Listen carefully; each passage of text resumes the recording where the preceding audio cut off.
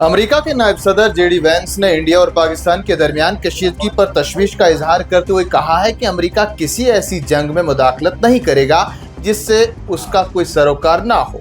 एक इंटरव्यू के दौरान वैंस कहते हैं कि पाक हिंद कशीदगी के तनाव को कम करने के लिए अमेरिका जरूर कोशिश करेगा ताकि दोनों ममालिक इस बात को यकीनी बनाएं कि यह तनाव एटमी जंग में तब्दील ना हो जाए। इधर भारतीय वज़ीर ख़ारजा एस जयशंकर ने इटली के नायब वज़ीर आज़म और वज़ीर ख़ारजा के अलावा यूरोपीय यूनियन के ख़ारजा अमूर के सीनियर नुमाइंदे से भी बात की है और उन्हें पड़ोसी मुल्क पाकिस्तान के खिलाफ हिंदुस्तान की कार्रवाई से आगाह किया है। टेलीफोन पर होने वाली इस बातचीत के दौरान जयशंकर ने बताया कि पाकिस्तान के खिलाफ हिंदुस्तान की कार्रवाई हदफ पर मबनी और मुतवज़्ज़न है।